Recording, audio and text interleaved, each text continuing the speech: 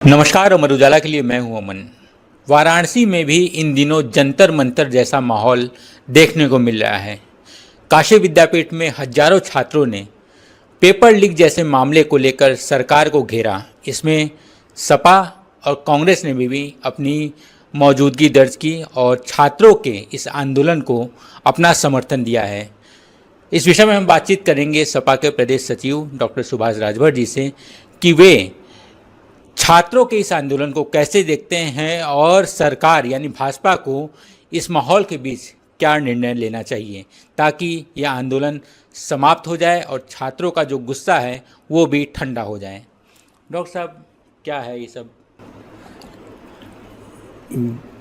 हम या अन्य विपक्षी दल जैसे कांग्रेस, समाजवादी पार्टी या देश की और पार्टी जो सरकार में नहीं है, हमारा दायित्व बनता है कि जब हमारे युवा सरकार के नीतियों के खिलाफ, हमारा अवाम सरकार के नीतियों के खिलाफ जब आवाज़ उठा रहा है तो उसकी आवाज़ बनना हमारी संवेदना और नैतिक धर्म है, जिस पर भारतीय जनता पार्टी ये कह रही है कि समाजवादी पार्टी और कांग्रेस युवाओं को चढ़ा करके प्रोटेस्ट कर रहे हैं, जो पूर्णतया निराधार और गलत है। अगर हम सरकार में होते और हमारे सरकार की नीतियां कोई गलत होती तो जब बीजेपी विपक्ष में होती तो यह भी उस प्रोटेस्ट का हिस्सा होती। अगर जनता जनार्दन के प्रोटेस्ट का हिस्सा बनना बीजेपी सरकार के मुताबिक गलत है तो माफ़ करना, मैं आपके विचारों से सहमत नहीं हूँ, क्योंकि अगर विपक्ष की पार्टियाँ जनता के प्रोटेस्ट के साथ नहीं खड़ा होंगी, किसानों के साथ नहीं खड़ा होंगी, नौजवानों के साथ नहीं खड़ा होंगी, तो ये माना जाएगा कि ये पार्टियाँ संवेदनहीन हैं।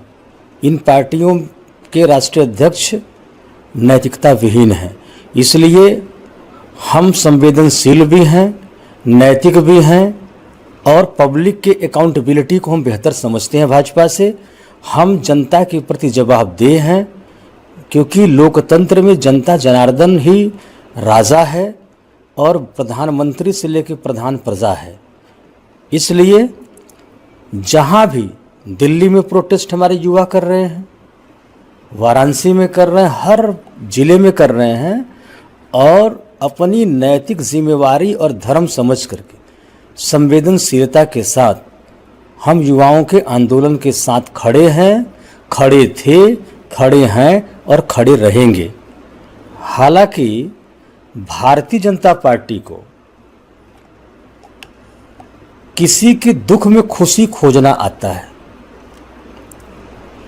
और उसे अंग्रेजी के एक शब्द में साडेनफ्रूड कहा गया है कि किसी के दुख में अपने आप को खुशी खोजना या खुश होना। तो ये भारतीय जनता पार्टी साडेनफ्रूड माइंड की पार्टी है। ये इसके अंदर, इसके दिमाग में इसी तरह का भाव भरा हुआ है। अगर ऐसा भाव नहीं भरा होता कि हम दुखी करके खुश हों, तो ये हमारे जो भारतीय संविधान में हमें मौलिक अधिकार दिए गए हैं कि हम सरकार के नीतियों का विरोध कर सकते हैं, उनके नीतियों का हम विरोध कर सकते हैं, ये हमें भारतीय संविधान ने फंडामेंटल राइट दिया है। आर्टिकल 17 से 21 में इसकी पूरी व्याख्या है, पूरी व्यवस्था है। हमें अभिव्यक्ति की स्वतंत्रता है, हमें सरकार के नीतियों का विरोध करने का स्वतंत्रता है, हमें शासन और प्रशासन की नीतियों का विरोध करने का मौलिक अधिकार है। और उस मौलिक अधिकार के तहत हमारे यूथ विरोध कर रहे हैं, हमारे किसान विरोध कर रहे हैं, हमारे नौजवान विरोध कर रहे हैं, हमारी बहनें और बेटियां विरोध कर रही हैं। लेकिन ये तानाशाह सरकार भारतीय जनता पार्टी की जो जनरल डायर से भी खतरनाक हो चुकी है। आपने देखा कि 20 तारीख को हमारे छात्रों नौजवानों के पास भारत के तिरंगे झंडे के अलावा उनके हाथ में कुछ नहीं था। वो निहत्थे थे। ऐसा नहीं था कि उनके पास वेपन थे, उनके पास अस्त्र थे। वो जाकर के किसी मेंबर ऑफ पार्लियामेंट को घायल कर देते, या ऑनरेबल प्राइम मिनिस्टर को घायल कर देते, या संसद भवन पर कब्जा कर लेते। ऐसा तो बिल्कुल कोई उद्देश्य नहीं था। ये कहा गया था कि, और पहले से ये घोषणा था, और इस प्रोटेस्ट करने वाली जनता जनार्दन इस तरीके से प्रेशर पॉलिटिक्स करती है कि जो जिन बिंदुओं को लेकर के हम विरोध प्रदर्शन कर रहे हैं और उसमें हम एक टाइमलाइन देते हैं, तो टाइमलाइन मानसून सत्र 20 तारीख से चल रहा था। इसलिए उन्होंने कहा कि हम संसद पर घेराव करेंगे, धरना देंगे, प्रदर्शन करेंगे, मार्च करेंगे। इसलिए पहले से ये सूचनाएं प्रसारित की गई वहाँ प्रोटेस्ट कर रहे छात्रों द्वारा कि सरकार का जिम्मेवार लोग आ करके फेस टू फेस वार्ता करें।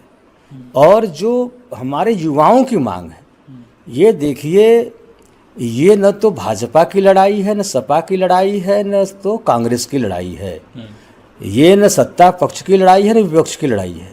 ये जनता जनार्दन के सवाल है, जनता जनार्दन के मौलिक अधिकार का सवाल है। जब उनको एचआरडी मिनिस्टर से न्याय मिलने की अपेक्षा नहीं है, जो वर्तमान में एचआरडी मिनिस्टर हैं, और उनको हटा देने मात्र से हमारे देश के युवा अगर सेटिस्फाइड हो रहे, उनको तोष मिल जाएगा, संतुष्ट हो जाएंगे, तो किसी भी सरकार के लिए ये कोई नाक का सवाल नहीं है, ना कोई बड़ा विषय है। ये बड़े आसानी से उनको त्यागपत्र दिलवा दिए होते, और 2-4 महीने बाद फिर किसी मंत्रालय में उनको फिर से मंत्री बना देते। पर सुनने में आया तो जो युवा हैं, जो किसान हैं, वो तो खालिस्तानी हैं, पाकिस्तानी हैं। देखिए, ऐसा है कि भारतीय जनता पार्टी या उसके कुछ इंटेलेक्चुअल अंधभक्त जानबूझ करके हमारे युवाओं के आंदोलन को दबाने के लिए, कुचलने के लिए इस तरीके के अनर्गल बयान दे रहे हैं। खालिस्तान का क्या संबंध है इस प्रोटेस्ट से? फंड वगैरह आ रहे हैं। अरे काहे का फोन आएगा भाई? फंड काहे का आएगा? वहाँ तो सब बेचारे, ऐसा तो नहीं है कि 5 स्टार होटल में वो रात को रुक रहे हैं फिर जाकर सुबह प्रोटेस्ट कर रहे हैं। इस जो है उमस भरी गर्मी में जो स्थान फिक्स किया गया है, उस फिक्स स्थान पर वो धरना दे रहे हैं। किसको वहाँ जो है मलाई खाने को मिल रही है कि वो फंड आ रहा है, उससे वो ऐसो आराम कर रहे हैं और आंदोलन कर रहे हैं। ये भारतीय जनता पार्टी की सरकार, विशेष रूप से जिन्हें भ्रम है कि मैं महामानव हूँ, जिन्हें भ्रम है कि मैं विश्व गुरु हूँ, वो नाक का सवाल बना लिए हैं। और ये नाक का सवाल आज से नहीं बना रहे हैं। आपने थोड़ा पीछे जाइए, लगातार 3 साल हमारे देश के अन्नदाता आंदोलन किए, काले कानून जो ये बनाए थे।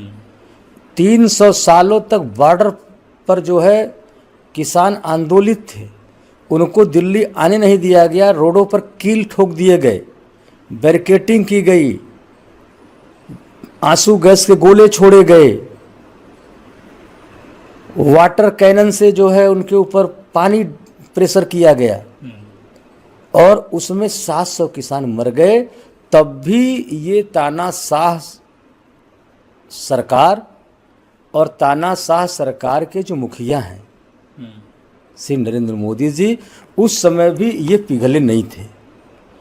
और उस समय किसान आंदोलन को ये जैसे कभी अंग्रेज स्वतंत्रता सेनानियों के आंदोलन को कुचलते थे, उसी तर्ज पर ये भारतीय जनता पार्टी की सरकार हमारे जनता जनार्दन के आंदोलन को, चाहे किसान हो, नौजवान हो, हमारी महिलाएं हैं, बेटियां हैं, जब भी वो इनके खिलाफ आंदोलन करती, उनके खिलाफ आंदोलन नहीं करती हैं, सिस्टम के खिलाफ आंदोलन करती हैं, नीतियों के खिलाफ आंदोलन करती हैं। और नीतियों का विरोध करना हमारा मौलिक अधिकार है। इस पर खालिस्तान कहाँ से आ जा रहा है? अगर यह बात यहाँ जोड़ रहे हैं आप, तो जब अन्ना हजारे कांग्रेस और कांग्रेस गठबंधन की सरकार, जो एक लोकप्रिय सरकार थी, उसने आरटीआई लाया, आम जनता जिसे, चलिए हम पॉलिटिकल पर्सन हैं, हम तो डीएम से बात कर लेते, पूछ लेते थे, लेकिन आम जनता सूचना नहीं ले पाती थी। उसके लिए कांग्रेस सरकार ने सबसे बड़ा हथियार जनता को आरटीआई जन सूचना अधिकार दिया, एक्ट बनाया। उसके बाद अति महत्वाकांक्षी योजना मनरेगा, जो हमारे गांव के श्रमिक पलायन कर रहे थे, उस पलायन को रोकने के लिए गांव में ही उनको रोजगार का अवसर उपलब्ध हो और दूसरी तरफ गांव का विकास हो। क्योंकि भारत गांवों का देश है, इसलिए वो बहुत महत्वपूर्ण महत्वाकांक्षी योजना महात्मा गांधी रोजगार गारंटी योजना जो लाए, मनरेगा, ऐसे सरकार को जिस समय अमेरिका, जब हमारे दिवंगत प्रधानमंत्री आदरणीय मनमोहन सिंह जी देश के प्रधानमंत्री लगातार 10 साल थे, तो जब अमेरिका के बैंक दिवालिया हो गए, पूरे विश्व में आर्थिक मंदी आ गई थी, तब भारत देश के जीडीपी पर सुई की नोक के बराबर भी कोई प्रभाव नहीं पड़ा था और हमारी अर्थव्यवस्था जस की तस अच्छी थी। उस समय हमारे मजदूर, हमारे श्रमिक, हमारे रिक्शा चलाने वाले, जो सबसे निचले पावदान के लोग हैं, उनके जेबों में भी 500-500 के नोट रहते थे। और इकोनॉमी को ऊपर रखने के लिए, बढ़ाने के लिए, ये जरूरी होता है कि पैसा हमेशा चलन में रहे, पैसा डंप न हो। करेंसी जो इस देश में जो चलती है, जब वो डंप होती है तब मार्केट नीचे जाता है, और जब वो करेंसी गतिशील होती है, रन करती है, तो फिर हमारी अर्थव्यवस्था बढ़ती है। तो ये सरकार को, चूंकि ये जो सरकार भारतीय जनता पार्टी की सरकार चल रही है, इसमें जो भी कैबिनेट मंत्री है जिस विभाग का, उसे उस विभाग का कोई भी नॉलेज नहीं है। इसलिए ज्ञान के अभाव में वो देश को सही तरीके से चला नहीं पा रहे हैं और अपने विभाग को संभाल नहीं पा रहे हैं। 50 बार पेपर लीक हुए और मात्र नीट के पेपर लीक नहीं हुए, सीबीएसई के पेपर लीक हुए, और उसमें तमाम हमारे छात्रों ने आत्महत्या किया। अब बताइए कि एक माँ बाप के ऊपर कितना बड़ा पहाड़ गिरता है। ये हम अब बेहतर, आप भी परिवार से होंगे, मैं भी परिवार से हूँ। अगर हमारा बेटा आत्महत्या कर ले, जो एक सपना पाला है, एक महत्वाकांक्षा उसकी है, एक उसकी जीवन की अपनी उम्मीद है कि मैं डॉक्टर बनूंगा, मैं प्रोफेसर बनूंगा, मैं इंजीनियर बनूंगा, मैं वैज्ञानिक बनूंगा, ऐसे लोगों को ये मार दे रहे हैं, गलत नीतियां बना के मार रहे हैं, और इनको सिर्फ सांप्रदायिकता फैलानी है। चूँकि ये जानते हैं कि हमारा, क्योंकि इन्होंने जो मैनिफेस्टो जारी किया था 2014 में, या उसके बाद राज्य सरकारों के जो मैनिफेस्टो जारी हुए, या 3 बार जो इन्होंने तीसरा टेन्योर में ये सरकार में हैं, एक भी मैनिफेस्टो के जो वादे हैं इस सरकार ने पूरा नहीं किया।